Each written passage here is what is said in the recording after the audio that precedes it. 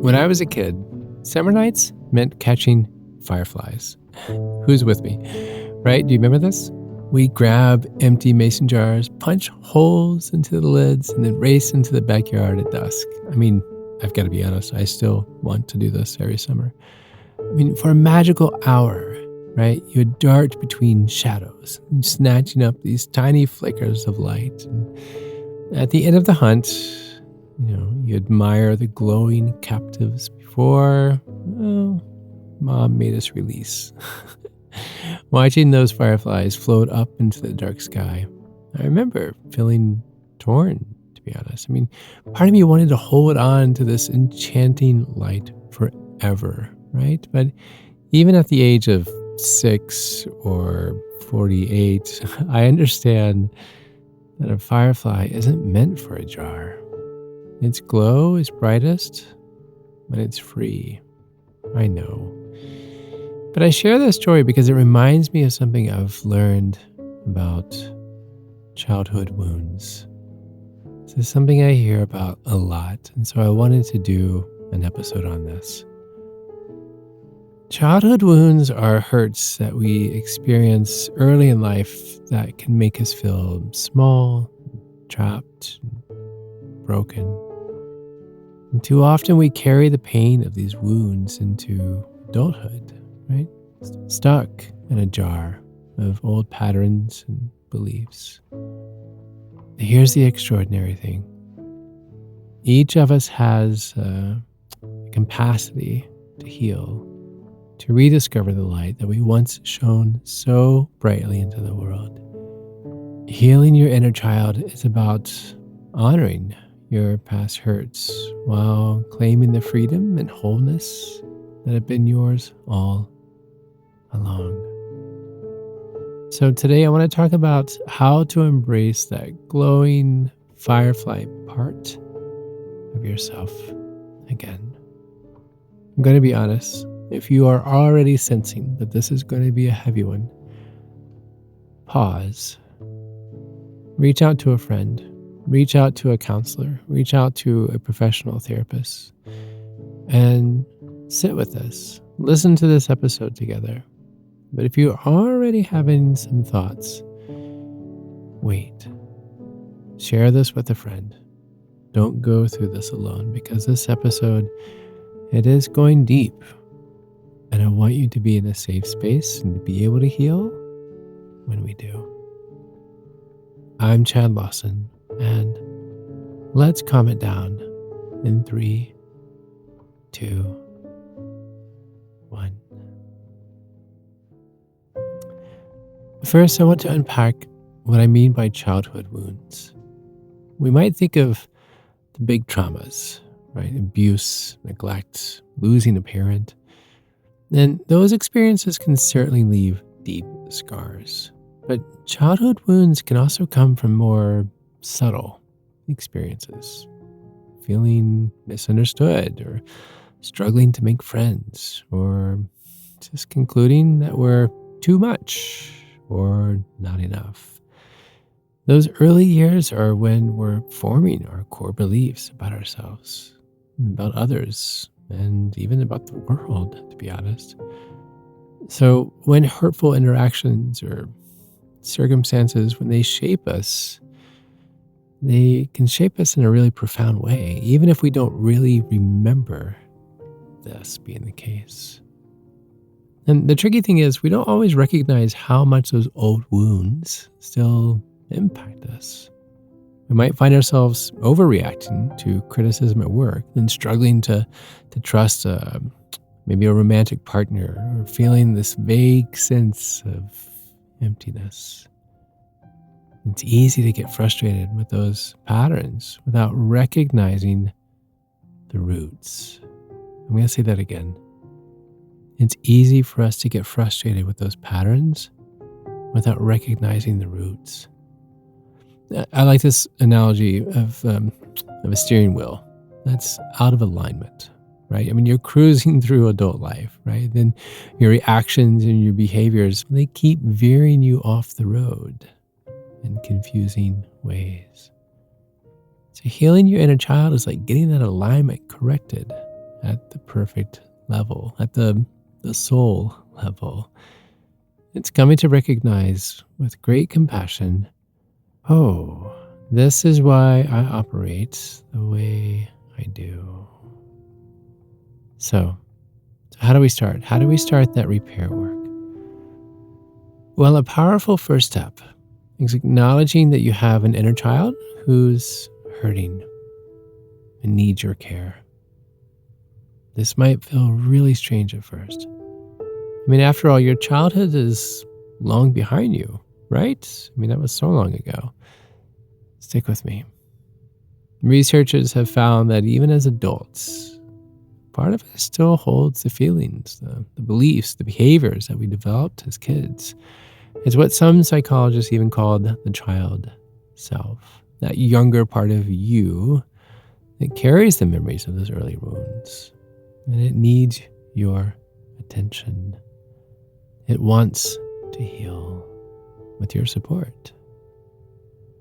And one way to connect with your inner child is through visualization.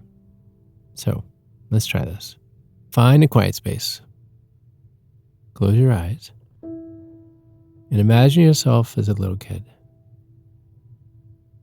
Picture specific details, right? What is young you wearing? What's your hair like? Can you remember your room? Or can you see your wide eyes and gap-toothed smile? Now, notice how that little one is feeling. Are they joyful? Are they scared? Are they lonely? Sit with those emotions with an open heart. This is a chance to offer your younger self the comfort, the reassurance, the unconditional love they always needed.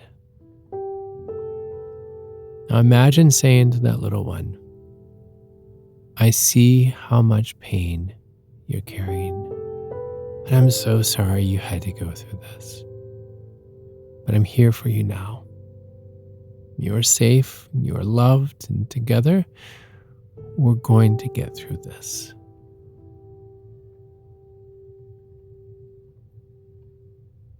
You might visualize yourself hugging that younger you, or stroking their hair, or holding their hand.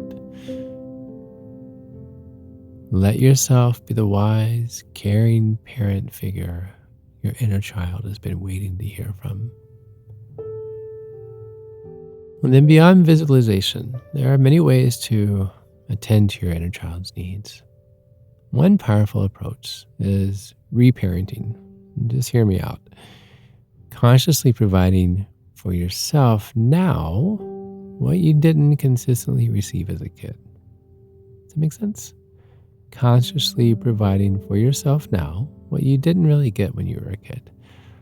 If you often felt unseen in childhood, practice mirroring your own emotions, validating your experiences without judgment.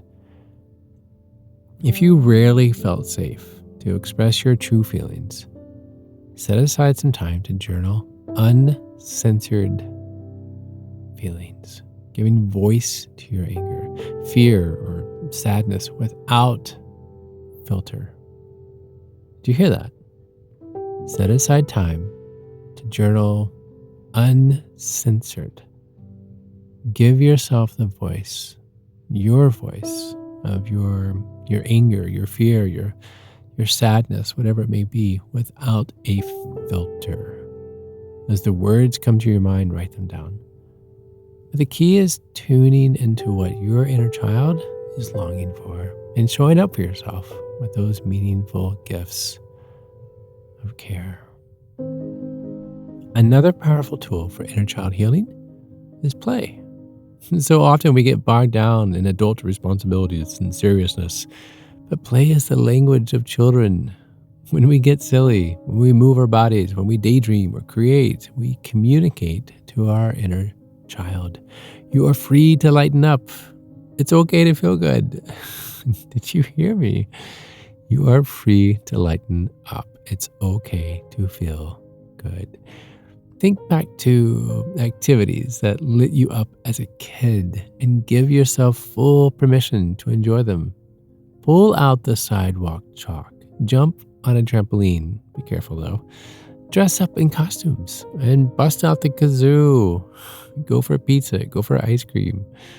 If your favorite childhood pastimes aren't available, get creative with a substitute. Make snow angels in the sandbox of the park or have an indoor picnic on your living room floor.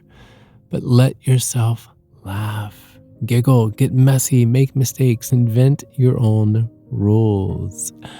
Slowly, through playful moments, you're coaxing that carefree younger self out of hiding and into the light.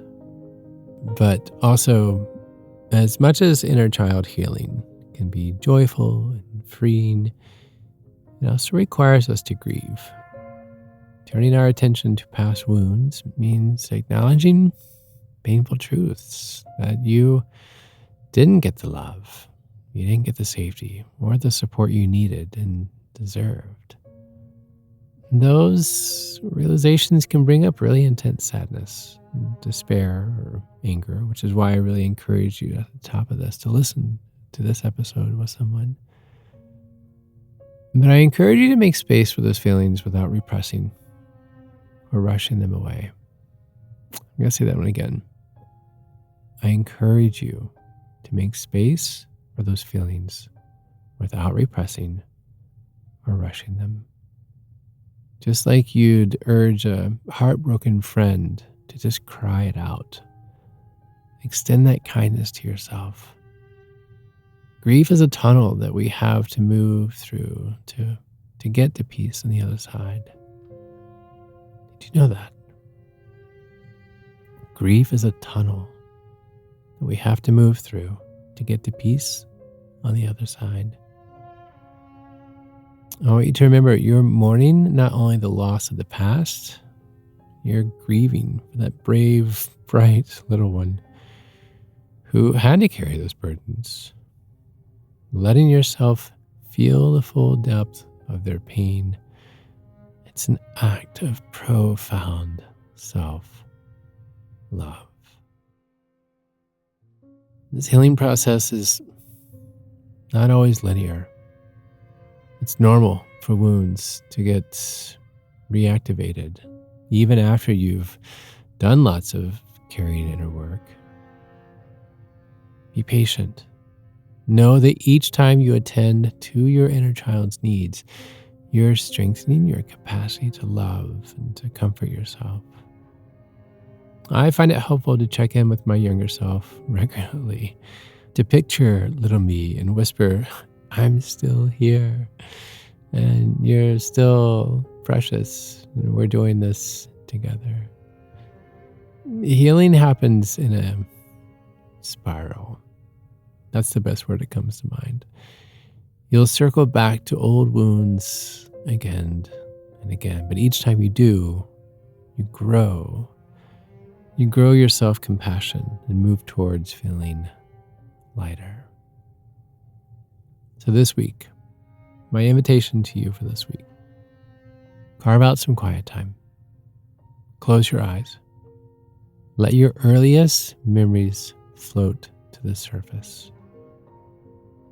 Turn your attention inward to that younger you and notice what feelings emerge. Is it loneliness? Is it anxiety? Is it yearning for love?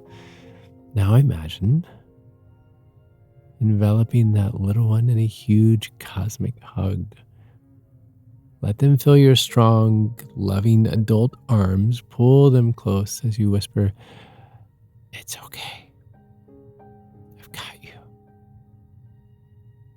I know how much that hurts, and I'm here to care for you now.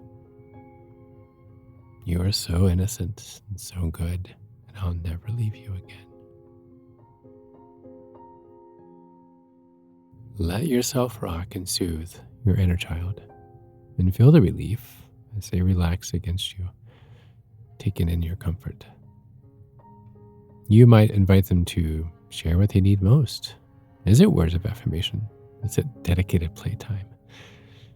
Is it a good, long cry?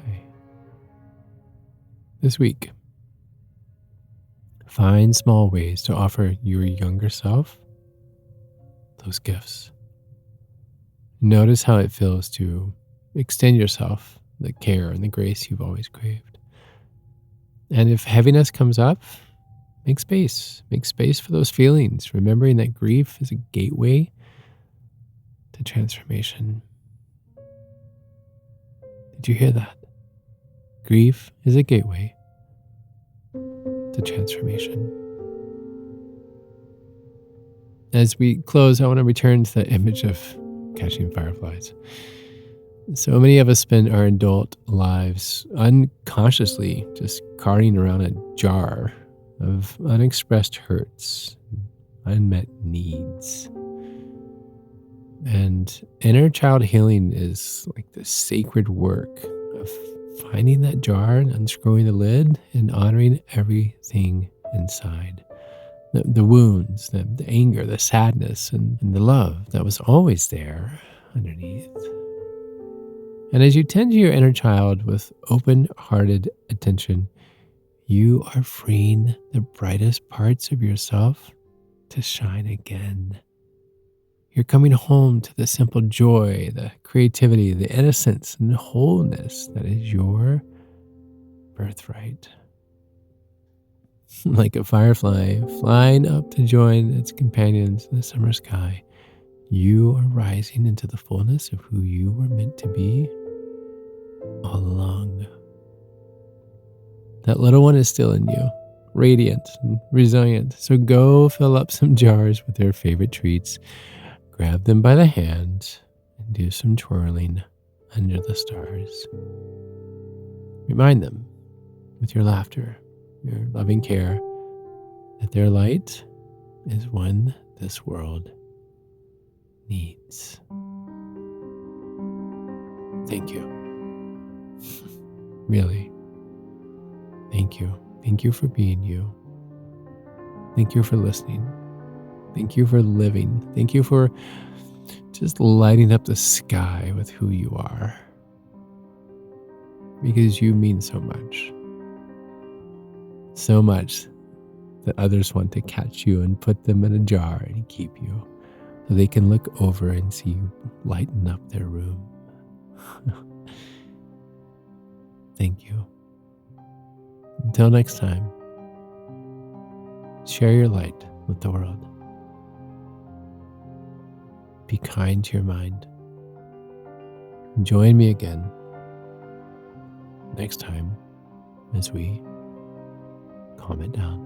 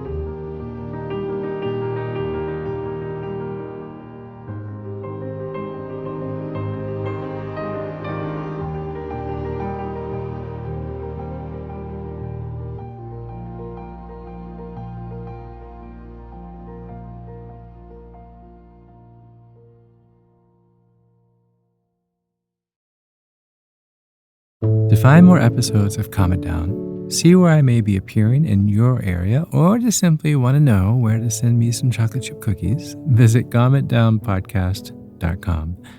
This podcast was written and produced by yours truly, Chad Lawson, composer, pianist, and nationally recognized Sweet Tooth. The views, expressions, and techniques in this episode are of my personal opinion and not intended, nor should they, serve as a substitute for medical advice or diagnosis rendered to you by your individual doctor or other healthcare provider. Only a licensed physician should evaluate your situation, provide a diagnosis, or render other medical advice to you, and you should only act upon the advice of this physician. Now, I'm an extreme empath by nature, but my profession is that of a composer and pianist, not a licensed therapist or physician. I hear from thousands of listeners how my music has helped them through various stages of emotional needs, and I simply want to offer this in future podcast episodes to aid those needs. So to find a list of licensed professionals in your area, please visit calmitdownpodcast.com. And if you've enjoyed today's episode, please leave a review, or better yet, share it with a friend. While it takes less than 60 seconds to do, its impact will last for years to come, as every little bit helps in growing the awareness and the importance of mental and emotional health. Thank you for listening. Thank you for living. And until next time, be kind to your mind and join me again as we calm it down.